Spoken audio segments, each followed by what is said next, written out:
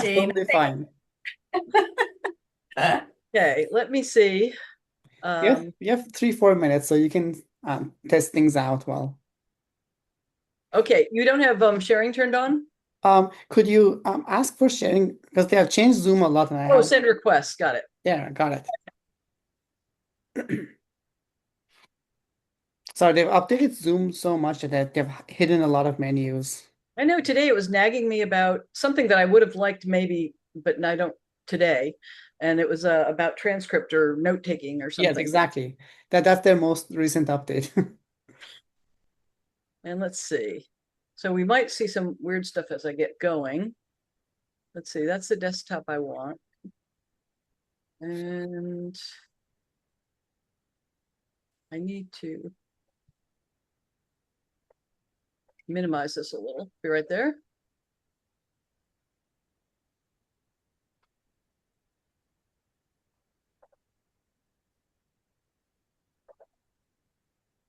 What I'll do is try and go to my second slide. And are you seeing that? Oh, no, because I didn't hit share. But if I had, would you have seen that, I wonder?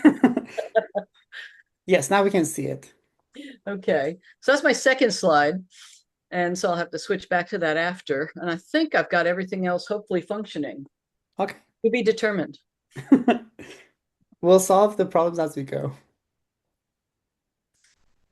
Well, it just has a lot of moving parts. There's a demo that's in one thing, and I'm using 2 monitors for the first time. And, I mean, for the first time in years, I should say. So, love your accent, Adele. Thank you. From Australia or? No, well, I live outside London. Yeah, London. Just English, really. Sometimes local English when I speak to my parents. They have an accent from the local area, but I've spent a lot of time in London. Yeah. Reza, what I'm going to do is because I'm cutting slides to break this down is I will record it sometime in the next few days and then put it up on the internet so we can. Perfect. I don't have the repository link, but you could send it to Jerry, and then I think she has a repository. Because I know she wants to keep working after the conference. Yeah, she loves.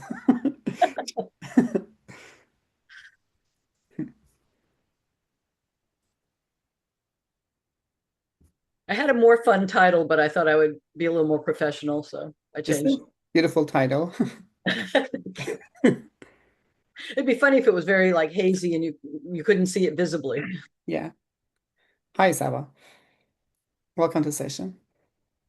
Hello, thank you so We're much. gonna get started like in 30 seconds. So if there's anyone else to be joining, then we can start. And Gennaro and Saba, and I'm not sure who else is there.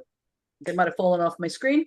I just want to say that I will go ahead and if you didn't hear that, oh, it's Jason. Okay, hey Jason, I will record the entire presentation that I was going to do because this may be a subset of it. Because I don't want to. I was raised in Connecticut, and I don't want to talk at the pace of Connecticut with my coffee. That's good. Yeah, thank you.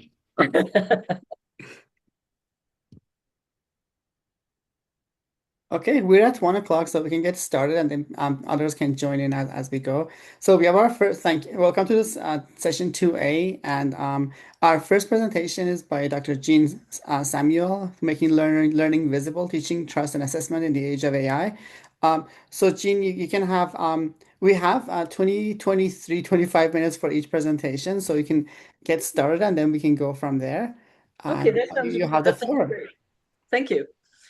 So as you've heard maybe 3 times, I'm Jean Samuel, and I'm one of the advisors to the HLC, and I'm going to start with a video. I have one issue.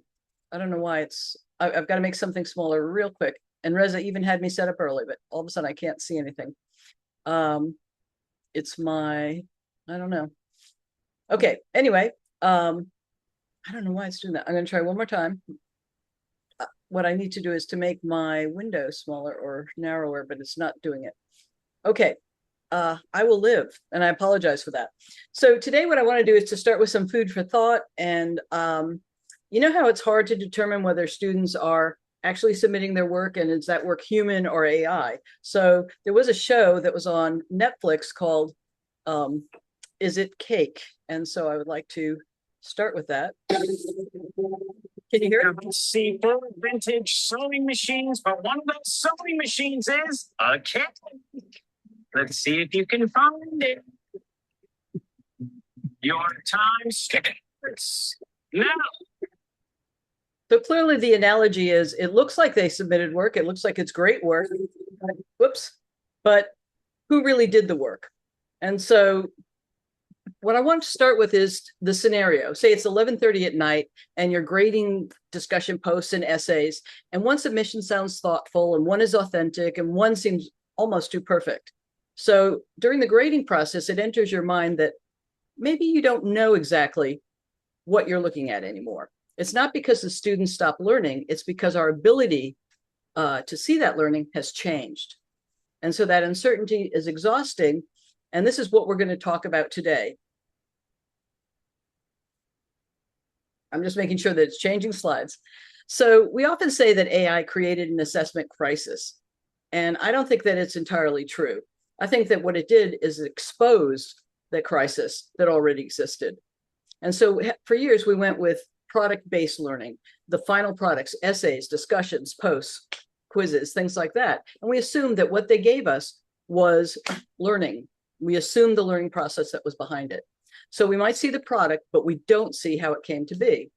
And so AI didn't eliminate learning, but it weakened the assumption that that finished product automatically reflects what the students know.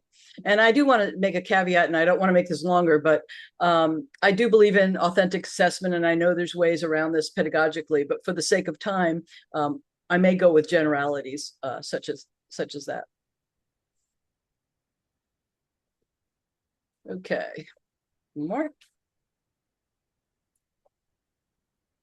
For whatever reason, my external pad isn't working. There we go.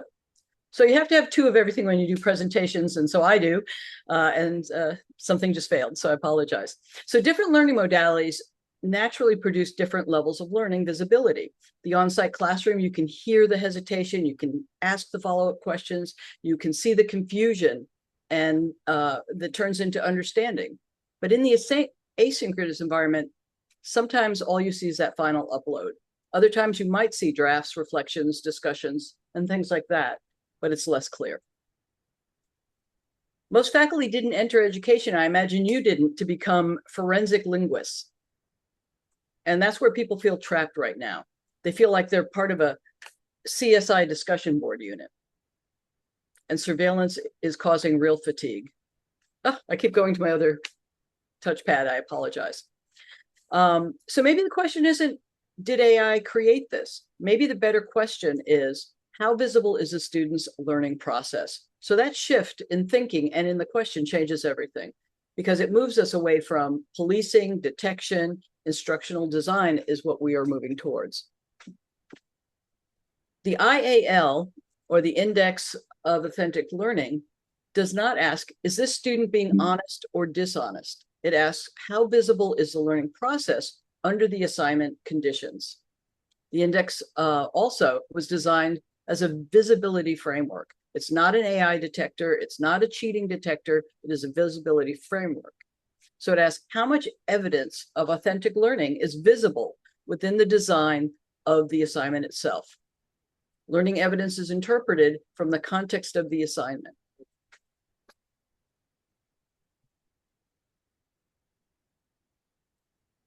Okay, and this is just, for example, did your assignment include explicit statements of what your expectations are of the student, examples that were presented, and were they clearly defined? So I'm going to show you 3 students right now. We've got Marcus. Marcus produces strong work, but more importantly, we can see his learning happening. We see his drafts and his revisions and his decision-making, reflection, corrections, and his growth. The final product aligns visibly with that process evidence. So as instructors, we feel pretty confident when we grade his paper and evaluating that kind of work. We have another student, Priya, and her example is a little more complicated. Her final product might be acceptable, maybe even fairly strong, but learning process itself is only partially visible. So we suspect that learning may be happening, but it remains to be invisible.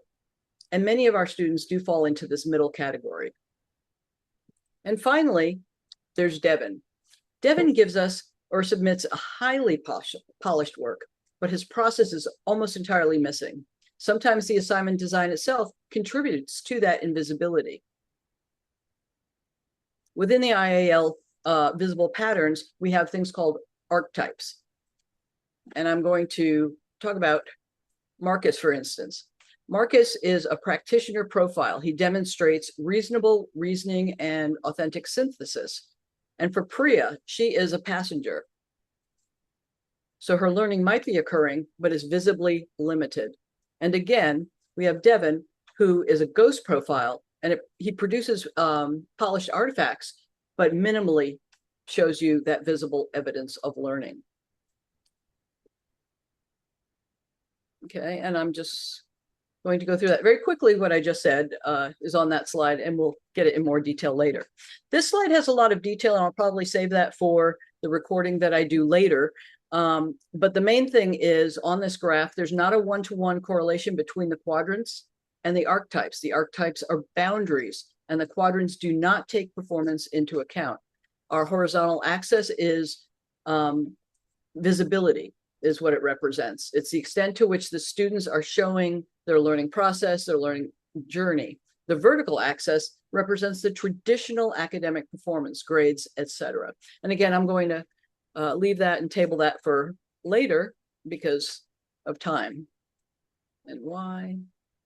I hope it didn't blow through like 3 slides because I've clicked it 4 times now. And I don't know why. I'm going to go back, see if it will wake up. There we go. And I'm not going to show this one because everybody loves a slide that's full of information. But I will talk about this one later in detail in what I post. But the most important thing on this is it's not a formula, but the way we calculate IAL is to take the visibility score V is equal to their learning evidence divided by their comprehension or understanding of the expectations of the assignment.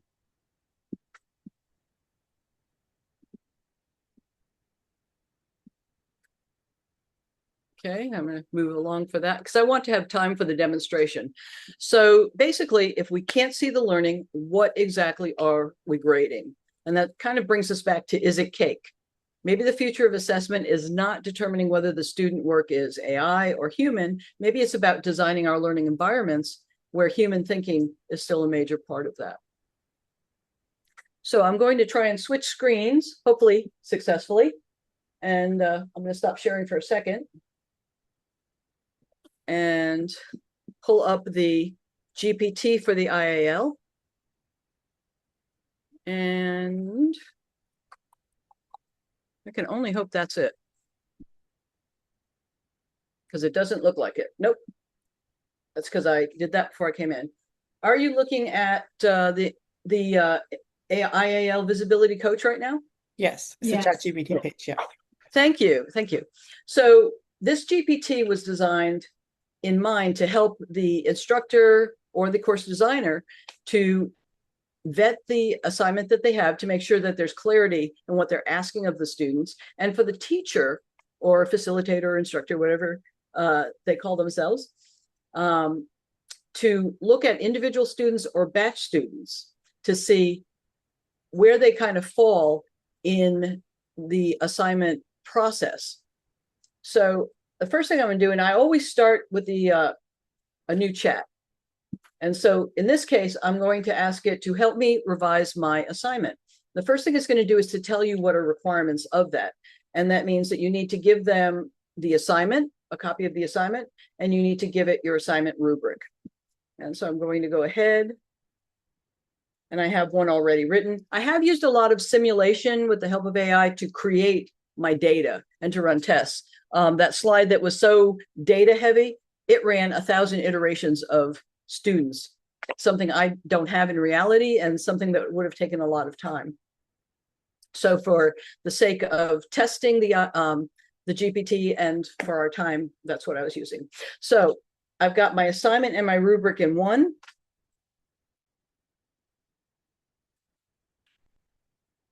And can you see it loading? So it came up and it got it. What is it not seeing? Huh. It didn't see the assignment for whatever reason. I'm just going to give it again. And that happens every once in a while. I'm not sure. I think it's trying to look more human. That's my theory. Let's try again.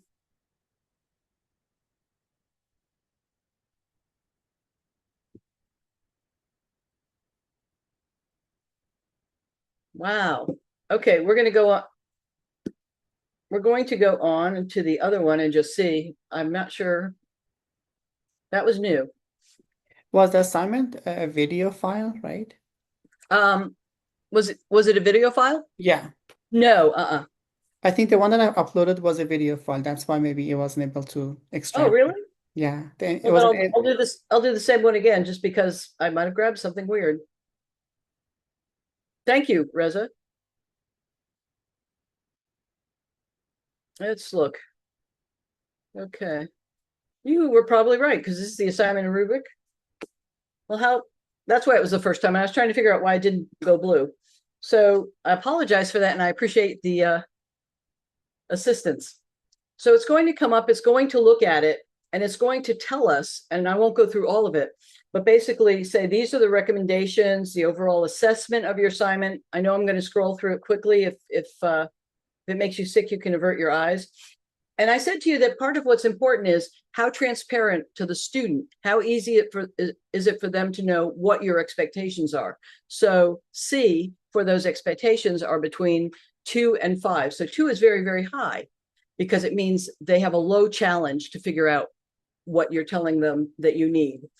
And so I'm not going to go into all details on this, but it does say that with this assignment, there's a moderate risk of having a ghost and high potential for passengers or practitioners status. Now, the thing is, the numbers do sometimes change. The borders can be kind of squishy and subjective, which I'm fine with.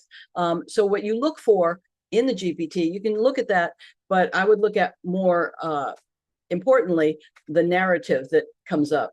And so it's going to look at the assignment, tell you the strengths, the constraints, and then I'm scrolling down a little bit farther.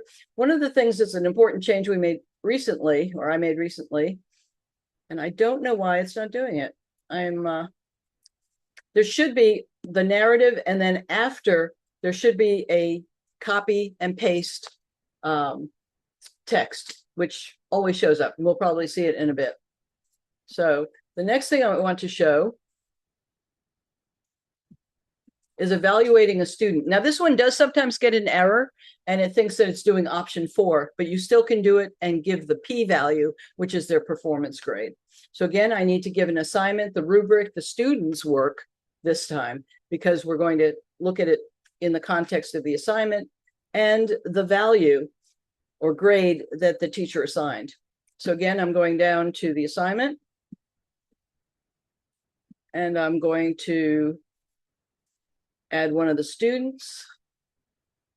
And this student is a borderline. Sometimes she comes up as a passenger, and sometimes, if I can find her, sometimes she comes up as a practitioner. But the narrative will explain to you the reason why. And she was assigned a grade of, let's say, 85. Now, IAL does not use that grade. That's something you could look at. If you thought somebody earned a 95, and then you find out that their thinking was a ghost, you might go back and look, not to see if it was AI, but where the breakdown was, and give it another pass and see how you can help them. So I'm going to run that. It received all the submissions. Thank you very much. And it's doing its calculation. Again, it thinks that this is a very strong assignment. It's got clarity. And the student comes up as a practitioner, but borderline. So she's on the edge of being high ranking versus lesser in her thinking process. So it's not a grade, it's not a judgment. It goes on to the rationale. Why is this the case? What are the thresholds? And in this case, you might want to look at it and say, what can the student do differently, or what can I do differently with the assignment to nudge them into the next area and to be a strong practitioner? Okay, and this friendly interpretation is something that you can look at so that you can explain to the student in plain language with clarity. There's also, are we out of time yet, Rez? Because I think what I'll do is just show the batch. I won't explain it. And then if we have a minute for Q&A. Yeah, we have 5 minutes left, like for your section. So yeah, 4 minutes as of now. Okay. Well, good. So you can put a student assignment up separately, or you can actually batch the data. Ideally, and I thought of it, but didn't have time to do it. Ideally, you want to be able to export from your gradebook and bring it into it, because that would be a time saver. So in this case, I'm just going to go ahead, and you have to have a matchup between the grades that you assign. You could have it within the body of it. That's why I think having a spreadsheet interpreted would be really helpful. And I'm just winging it with the grades because it doesn't use it for the calculation. It just is there to help us see the full picture between performance. Oh, I already have a 92. I'll give a 96 on that. 1, 2, 3, 4. I got an equals. And I think we have one more student. And that should do it. So this case, I'm going to just scroll down because you saw kind of quickly what it did with the individuals. But having this batch summary, okay, again, because of GPTs, sometimes they're different. The batch is usually at the end and the student by student is after. I actually prefer this structure.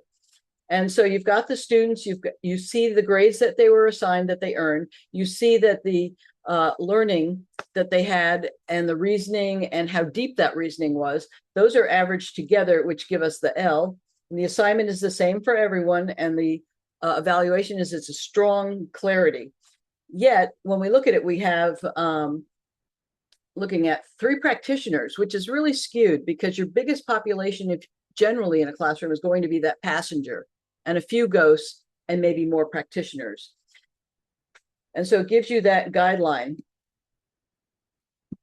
There's another one that is where you just run the student, but you don't run it with the p-value. And that option is for maybe drafts that they submit. You want to give them a chance to practice something and to see what's going on and be able to give feedback. So with that, I'm going to go ahead and change back to the final slide, and I'll take questions and answers, please. So I hope that wasn't too quick, and I feel it was, but let's see if that does it. Okay, it did not switch. Sorry about that.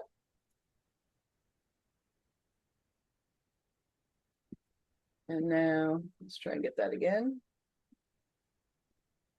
There, no, it's me. I will just take questions and answers rather than waste your time. No worries. Thanks so much, Jean.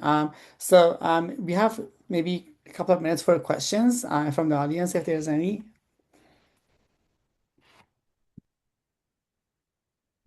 Was it too fast? Is it a tool that you think might be useful?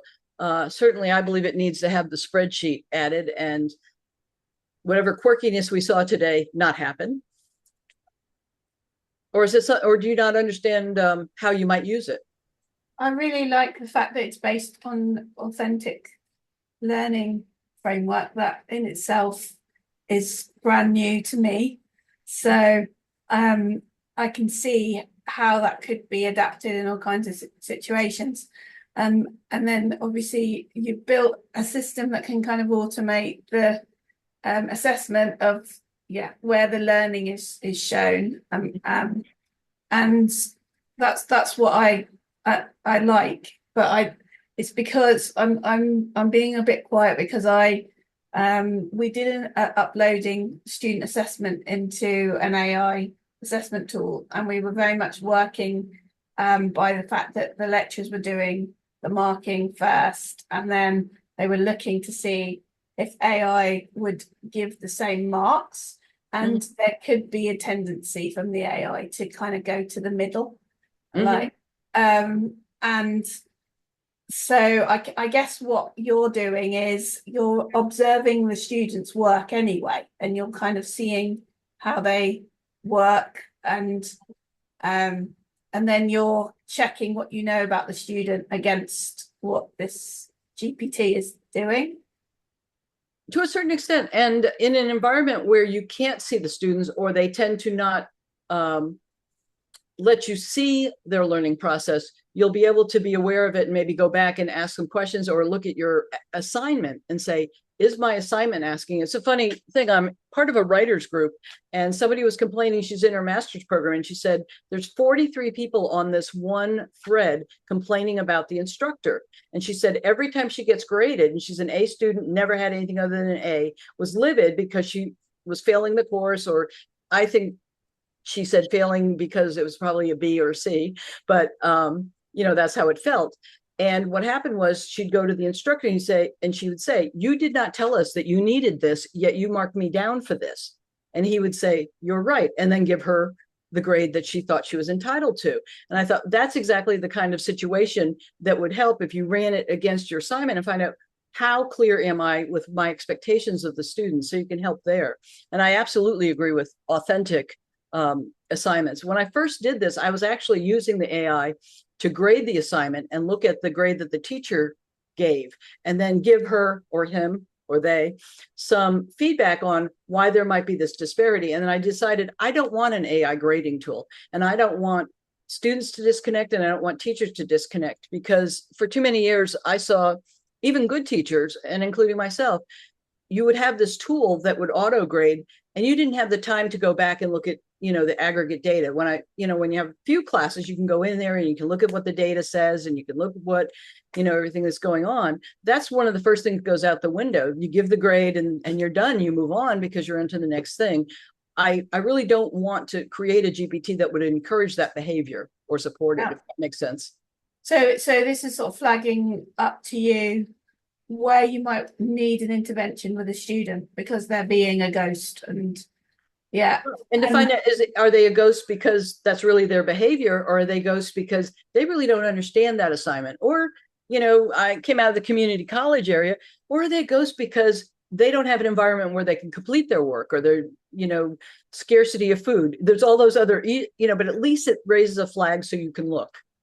Yeah, and what you were saying about kind of the clarity for students, that is something else that came through one of the projects I was doing, where an AI tool can create a rubric, and it made the lecturer think again about their own rubric, and if the differentiation was clear enough.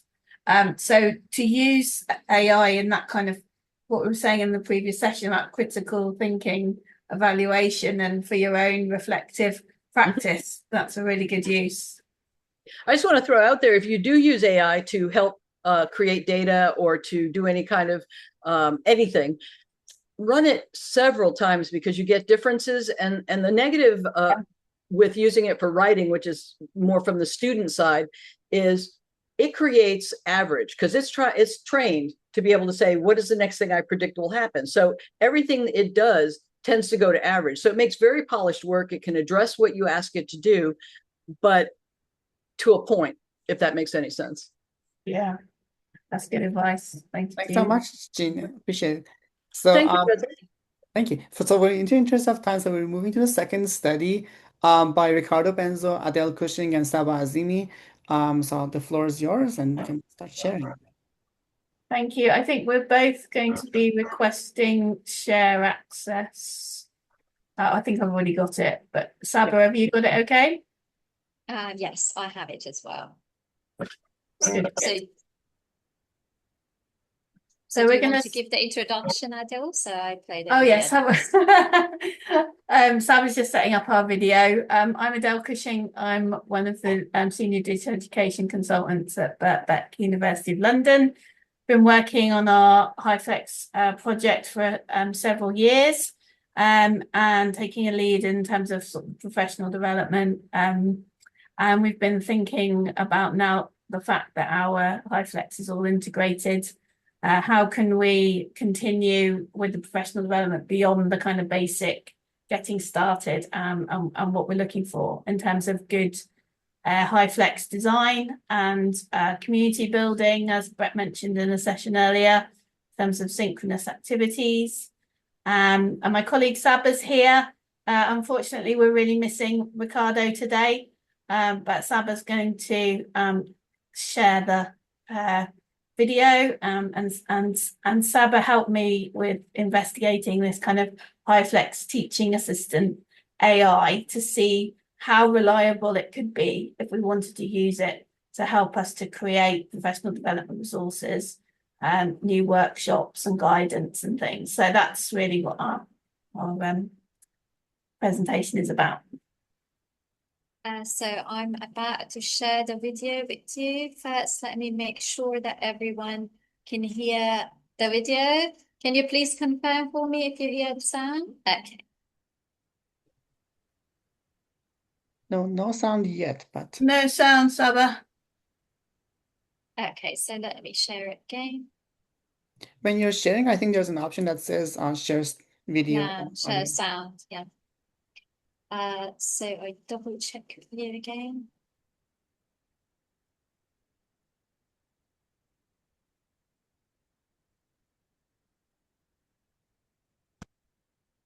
Okay, can you please? Our presentation. There we go. Yeah. Yeah? Yeah. Can everyone hear the sound? Great.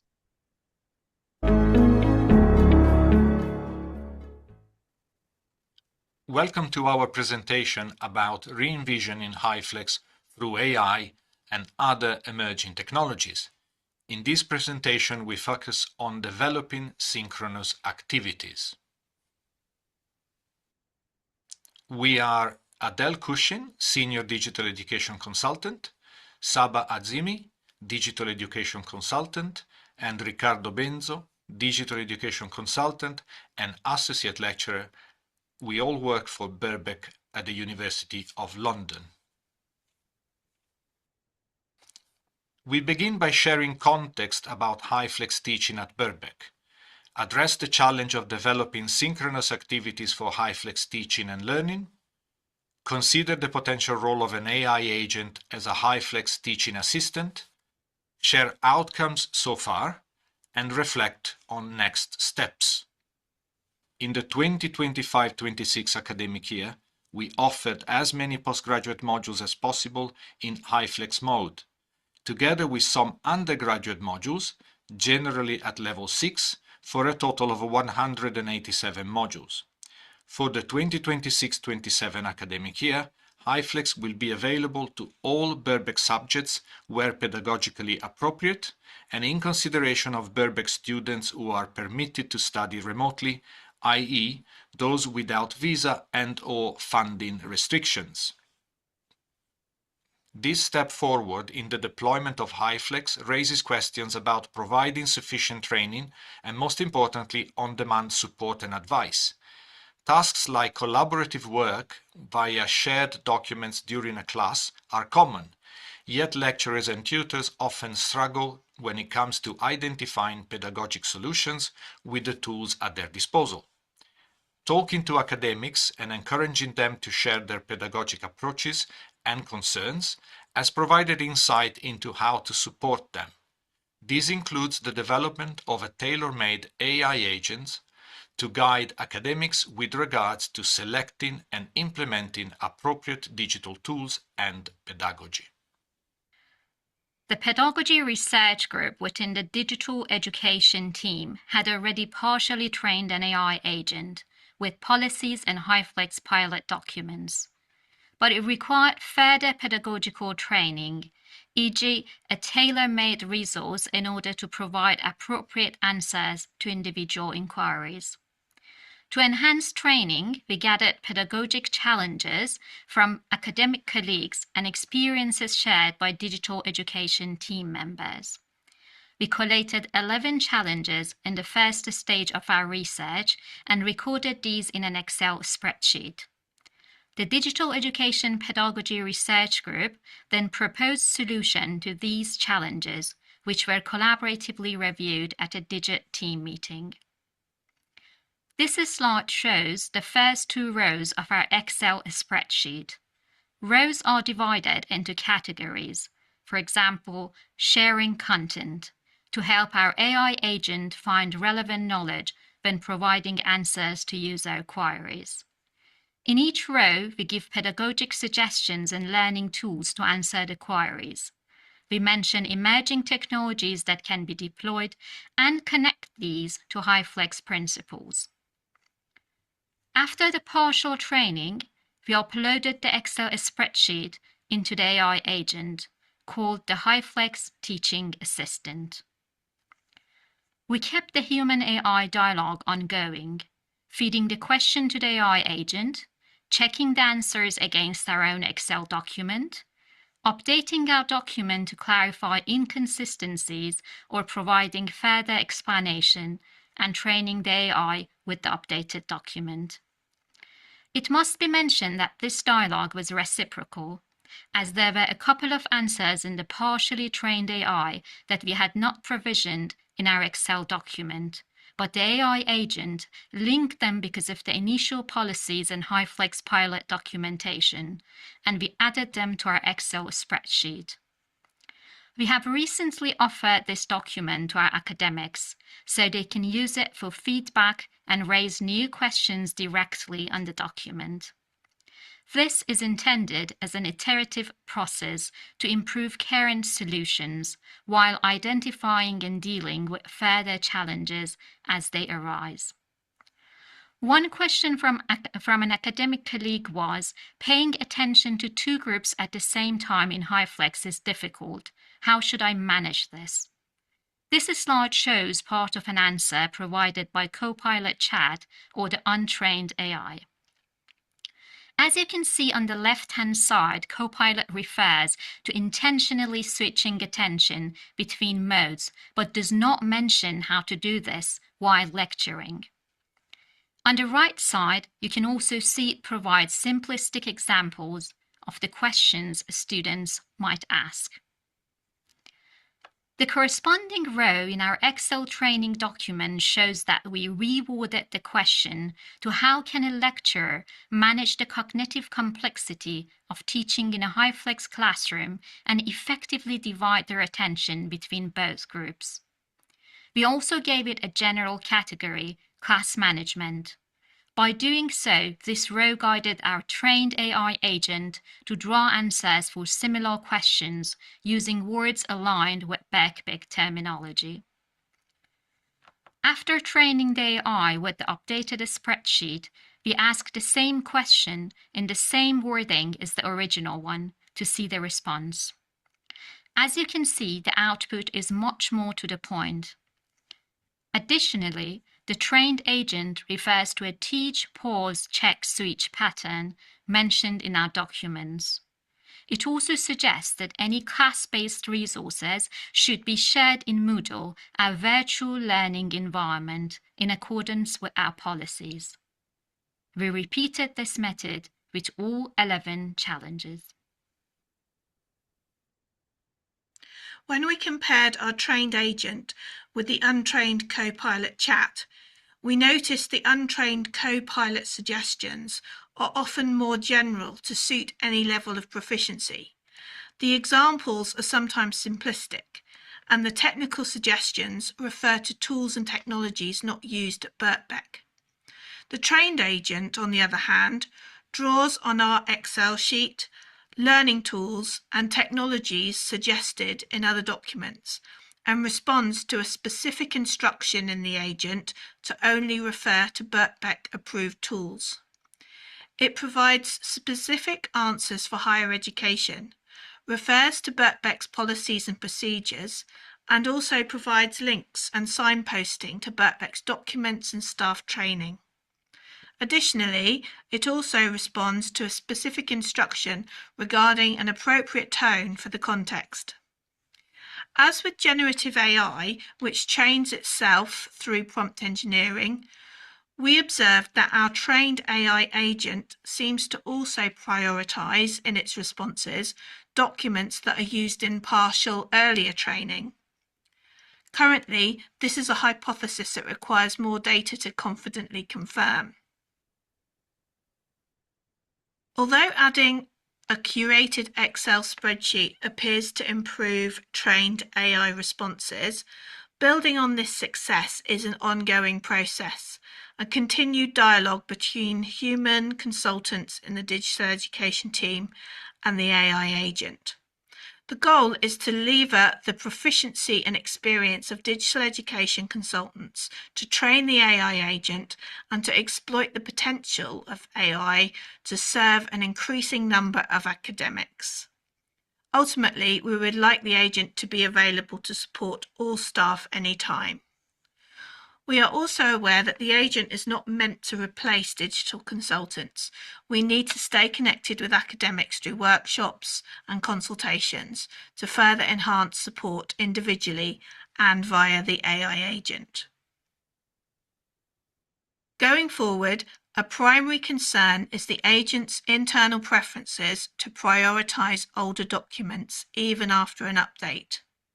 For example, HyFlex pilot documents used for partial training were foundational to a HyFlex teaching assistant prototype. However, as HyFlex pedagogy and practice take root across Birkbeck, we need to continually update the output of the agent by curating additional answers. We are also working on how to make this agent available to those who need it. Our next steps include gathering more examples of the pedagogic issues academics face during HyFlex teaching through observations and shared documents, promoting the shared resources during group training sessions and one-to-one consultations with academics, increasing the pedagogy research group capacity for curating and updating these documents to provide effective research-based answers to pedagogic issues and deliver workshops to support academics, and fostering the dialogue between us and academics, as well as between us and artificial intelligence in a shared path towards the future. Thank you everyone for listening. After actually going through this step and recording this video with Ricardo being with us, we are still continuing this. So there is a next step that we have taken, and that is we have trained the AI agent again to use the updated documents that we are feeding, and we have tested these answers again to see after like giving a new prompt how it is behaving, and it has shown to us that the behavior is improving as the answers that the newly trained one is providing are actually more to the point. They avoid the background information that are not necessary anymore because they refer to our pilot training. And also Adele can give more information about that, but we can now ask 2 questions from our AI agent to give a quick answer and to also do deep thinking. In both versions, the quick answer and deep thinking, we have noticed that the answers are more to the point and the informations are the ones that the lecturers can immediately put into use in the instructional designs. Thank you very Thanks, much. Saba. I'm just going to do a little bit of a demonstration on what we've been using, and just to support what Saba was saying. Am I sharing this yet? No. So this is our HyFlex teaching assistant that's built within Copilot. You can see that there's some kind of prompts of what kinds of questions that we think that academics might use. I need to clarify that this is not yet available to anyone apart from me and other Copilot license holders. So what we're currently using it for is to, you can kind of see some of my chats here, thinking about, I was interrogating it about things like what study equipment do students need for HyFlex, and it's pulling information, as Saba said. It's been trained with our HyFlex pilot documentation, so a while ago, and then just recently, when we were concerned about the fact that it was pulling up too much older documentation, I changed the prompt to say only use information that you've got since January 2026. And the documentation from since January 2026 is much less. But it's also trained, if I go to the background of this, it's also trained against certain websites. So it actually started picking up information that was on the blogs from the HyFlex Learning, because we've got hyflexlearning.org as one of our training things. So when we were redoing the question about how to work across both modes and make sure everyone's included and involved, it started to pick up advice that had been posted in the general HyFlex learning community. So it made me remember that we need to kind of keep looking and checking in with you all in terms of shared practice as well. I like the fact that my agent does show me where it's getting its information from. And there's a lot of resources on here that, as I say, that are now fairly old. And when I was using the prompts earlier, it was coming up with sort of older information. So the fact that we've had this opportunity for this conference to do a deeper dive and see how an agent works, how if you train it well, you can trust it, but it very much depends on how you're feeding it. But certainly in terms of an AI that I've trained, it's giving me more the outputs that I expect than when I use a general Copilot chat. So thanks for listening, and have you got any questions? Thanks so much, both of you. So we have 2-3 minutes for questions before we close out the session. We have a question from Jean. It says, do you have an inactive location in the GPT to move the older docs rather than remove them completely? I don't know, but I'm gonna thank you. I'm gonna investigate this. I was thinking, you were saying, it's so hard to get it to forget. So you can actually put that in the code and say, if it's in this area, do not look at it. But then if something goes awry when you do an update, you can just move it back to that other area. It might, just help the flow. Yes, Jean, one of the reasons that probably we are not deleting those documents is that there are some useful information there still. An Excel document is more pedagogic, but our pilot document has a lot of information that is not in our Excel sheet. What we wanted to do, and it's prompting it to do, is to use the newer documents when it is updated and draw information from the older ones when there is no newer version of it. So somehow choose like where to go. Prioritizing, I would say, the newer documents rather than completely forgetting about the older ones. That makes sense. Did you also, do you have Copilot help you draft the prompts and the questions and things? Like, how would I say this, or I'm running into this problem. How can I phrase this so that you don't go there? You only go here, and you only go there secondarily. Do you do that to have it help you write? Again, no, but this is great suggestions that we can do, because it feeds back to what you were saying about don't just take its first answer, or don't just think that you have to work on your own, because I think I did this a while ago, and now it's a question of, it's been really helpful to learn a bit more about it. And so, yes, getting it to kind of critique what we've said, some of the prompts might be. Yeah, I like that. Thank you. It's very fast, and the more data that it has to take in, the more errors it's going to give you or make up. And I always, used to start things with, tell me the truth, and if you don't know, tell me that. And that's kind of a paraphrase, but yeah. But I do say that a lot when I put prompts in. Unless you get to look at it immediately, I think, or initially, the better and more accurate it'll be focused, and then just start dropping down the loops. I don't know if that would work for you, but that's something that works for me. Thank you. Yeah, thank you so much. Very good suggestion. One of the things that is very important here for us is to, leverage it against like human curated responses. We don't want to try to trust AI completely, because testing it again and again, we have seen that sometimes it gives answers that we really don't want it to give to our lecturers. So we are repeatedly testing it against the answers that we have provided. Sometimes it gives a good suggestion that we have not provisioned, and we update our own document. And sometimes we have to give it exact like prompts not to say something that we don't want it to be said.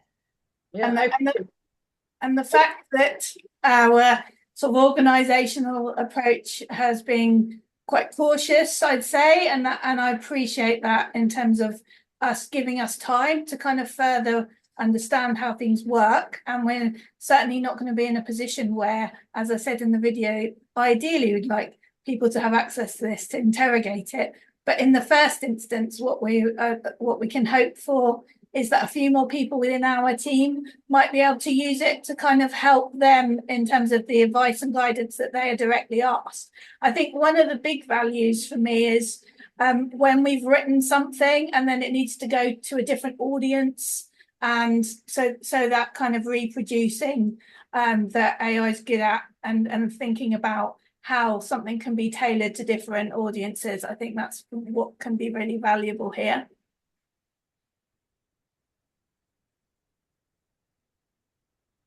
Reza, do we have a time for a question I can ask from Jean, or are we behind? The next session is at 2 o'clock, but like this is technically the break time, but we have time if anyone wants to leave, they could, but you could stay. Absolutely, please. Thank you. Jean, the question that I have from you, it seems that you have made your agent available, your GPT agent available to your lecturers. One of the struggles that we have is that with the Copilot agent, when we want to make it available to more people, it uses tickets, and it makes it more and more expensive when we are using it. We are not allowed to use ChatGPT at Birkbeck, but how have you made it available at a like more cost-effective way?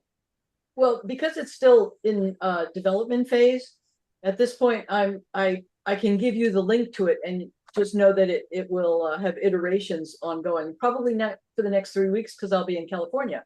But other than that, I'll be trying to make those changes, and I really want people using it so I can get feedback and improvements. But to answer your question, Saba, I only have a paid version, not through an institution, so I have a little more freedom of who can get there. You don't have walls and things like that. So I haven't put it in their general population because it's not really ready for prime time at this point. But okay, thank you so much. The intention is to share it. Thank you for asking. Thank you. Any other questions from the presenters? If not, thank you so much for a great presentation, great questions, and the discussion. And I'll can close the session, and then can take a couple of minutes of break. Then the next session starts the panel starts at 2 o'clock. Great, great meeting you all. See you. Thank you, Reza. Bye.